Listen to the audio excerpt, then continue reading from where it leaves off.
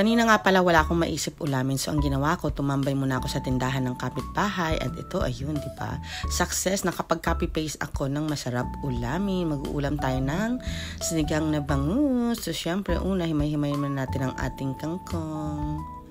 And then, syempre, pag nahimay-himay na natin yan, dahil hindi naman tayo namili sa palengke, so syempre, walang libre hiwa at walang libre kaliskis. Ito pa naman ang pinakaayaw ko sa lahat, ang magkaliskis ng bangus, dahil sa lahat ng parte ng bahay, talaga makikita mo yung kaliskis ng bangus na kakalat kasi matalsik nga siya.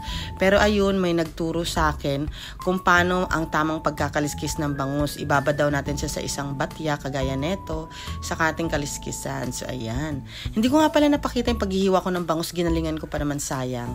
So, ayan, ito na tayo agad. Fast break sa pagpapakulo ng tubig, and then nilagay lang natin ang ating hiniwang sibuyas, kamatis, and labanos. Nilagay na rin natin agad ang ating sinigang mix. Hindi nga pala ako naglalagay ng luya sa sinigang na bangus. Wala lang. Naglalagay lang ako ng luya pag ginigisa. Hindi ko naman ginis. Shortcut natin. Kasi minsan, mas gusto ko yung walang oil. Kaya ganyan, dire-diretso lang ang bilis, diba? Fast break talaga. Paano kasi na to?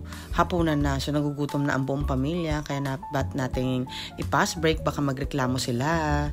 Kasi usually yun ang aking problema, diba? Pag tinitingnan na ako ng masama dahil gutom na sila at pa-video-video pa ako. So, ayan, lagay na natin ang ating kangkong. Sarap na ito, guys.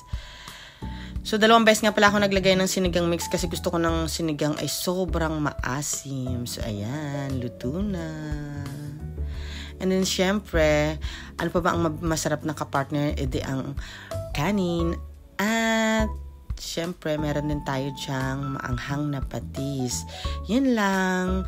Kain na. Thank you for watching. Bye-bye.